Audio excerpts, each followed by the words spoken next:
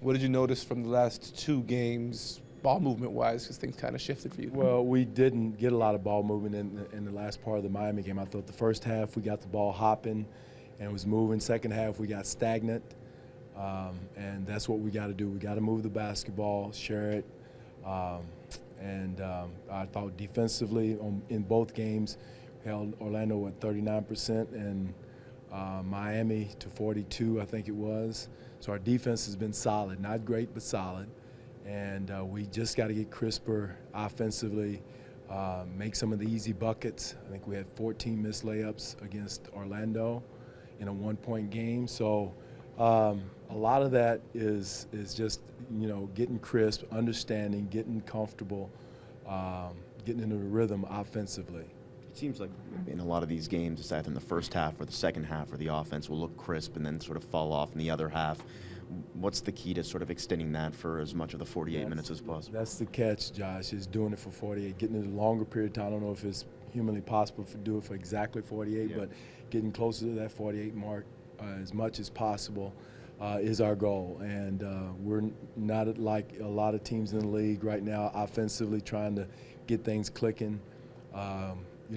We just got to get comfortable, get our shooters comfortable, and mainly make some of the shots we normally make is a lot of it. But again, it's nothing that we haven't seen before defensively. It's nothing. We're not doing anything new.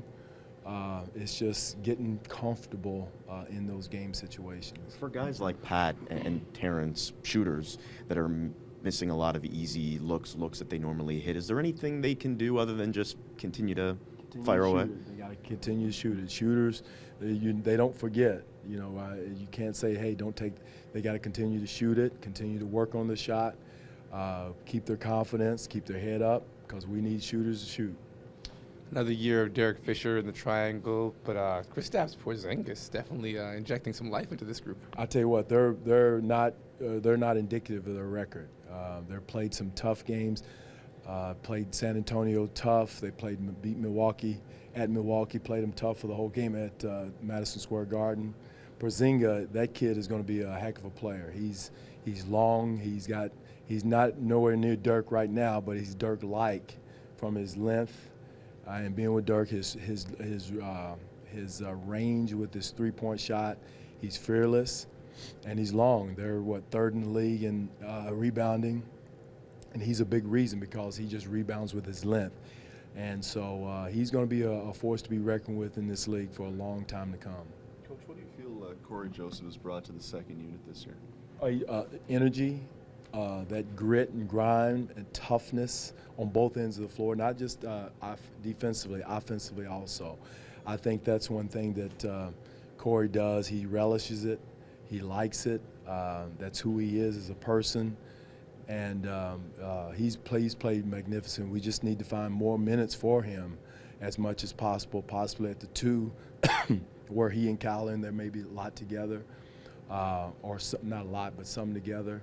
But we just got to carve out some more time for him because he is playing so well. Just from a broader standpoint, there have been Canadians that have played for this team in the past, but perhaps not in a position to be as impactful as Cory could be this year. For the strength of the brand, have a guy who grew up in this city watching this team now playing for this team. What do you think that can do for the Raptors? Well, I think it's big for the country. I don't care if he's from Manhattan or Chicago, but I think it's great that he's from Canada. If he wasn't from Canada, he'd still be playing. Right. That's the good thing about it. He's not playing. I'm not in love with him because he's from Canada. It's because he's getting the job done.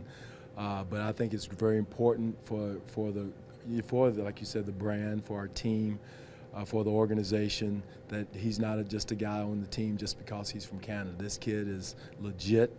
If he was from Chicago, LA, or whatever, he still would be impactful the way he is. But I think it's good. The Knicks have sort of de-emphasized the triangle a little bit as they try to play at a quicker pace. Have you noticed that? Yeah, they're running. I tell you, their second unit is energetic. I mean, they're running the floor. Early post-ups, early attack, more so than their first unit. But they're playing at a faster clip. I don't know exactly what the numbers are with their pace, but they're really making an emphasis of pushing the ball and playing a little bit faster. When you have, as more of a long-term view, when you own another team's draft pick. Does that add a layer of motivation? I know you probably don't need it, but No, I haven't even thought about that. I don't even know. All I know is Porzingis at the 4 and Lopez at the 5, and Carmelo's a hell of a player. But as far as, and I'm not trying to be a smart aleck, but I haven't. That hasn't entered my mind at all. Just a coincidence with Terrence. Kind of had 3 rough games after signing his extension. What does he need to do to get going? You've seen him ebb and flow many times. Just relax and play basketball, just like we, if he hadn't signed a contract. I don't know. I think he's had some tough games. I don't know if it's been a coincidence or not, Michael.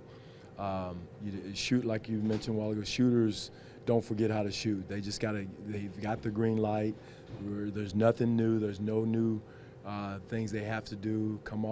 Get to their position where they normally are and take that shot, and I don't care if they miss 15 of them. Our shooters, the guys who are our shooters, shoot it. Has his offense crept into his defensive at all? Did you see No, that a little bit? to T's credit, he's really got after defensively. I thought he did an excellent job in Miami. I thought he did an excellent job in Orlando. So, no, it has not crept into his he or Pat, either one of them's defense. Both of them have given it to us on the defensive end, energy, toughness. It hasn't, which is to their credit. Just one more.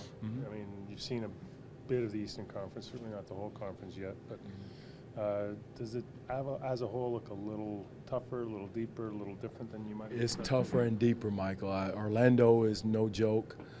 This team tonight, New York, is no joke. Boston, as we know, is no joke. All the stuff about the Western Conference and all that stuff, I challenge anyone to come and try to beat these teams night in and night out. It's a tougher conference. It's a more balanced conference now than it was in the past. New York is a totally different team. I don't put any credence into it because any given night, anybody could beat anybody in this league. Even if it's just for 24 hours, 48 hours, nice to be back home after being on the road for short stop, but it's good to be home. We can't get comfortable. I think our focus is good on the road. I would question that in Miami, but our focus has been good on the road. But it's always good to be at home and have our home crowd and have our gym and the energy we have in our building. It's always good to have that. Do people underestimate how difficult it is to go out on those 4 or 5 game road trips, particularly towards the end there when you're looking ahead to coming home? It is difficult, and then tonight is almost like another home game because it's so short. You're in and you're out, repack your bags and you're right back out again, and then we're back home again, then we're back. So it's almost better to go on that stretch, come home for a little stretch and have a balance, but it's the NBA. We have to go with what the schedule makers give us, and there's no excuses from that standpoint. Dwane, DeMarre Carroll, field goal percentage hasn't been the same as it was with Atlanta, very early for you. What are you seeing there? Anything? Well, one, he's had a foot issue. He hasn't been totally healthy for a while, and that's crept into it. That's affected it. He's been everything we wanted. Defensively, offensively, cutting, moving without the basketball. His shooting has been down a little bit, and I think a lot of that is his foot issue. Just going back to July with DeMarre, I mean, he just met with you, and that was it. I mean, what do you think you presented to him that he just called off everything else? Mark, I think he saw the situation, the opportunity. We had a position at the 3 position that we needed.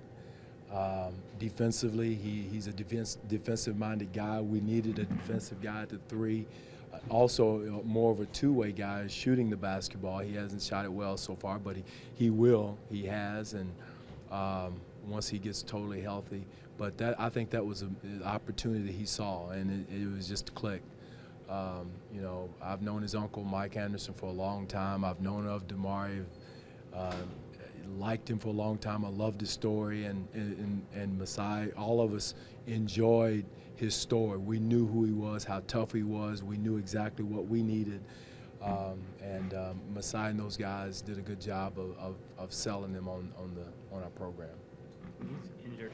How much of a challenge is it to just plan around that? Because he contributes a lot to your defense. Well, again, we can't. Injury is part of the NBA, Chris. But the good thing about it, James Johnson, that's one reason why he's here, is defend bigger, stronger threes and twos. I thought he did a decent job on Wade in the first half last game. Just it breaks up your continuity, your spacing a little bit. James doesn't space the floor, and and is used to spacing the floor as DeMarre is. But again, it's next man up. We can't, DeMarre will be back when he's back. He's going to be day to day, and he'll come back when he comes back. And somebody's opportunity. Someone has to take advantage of the opportunity. Everybody wants time, wants minutes, and lo and behold, unfortunately, injuries is the reason why some guys get it.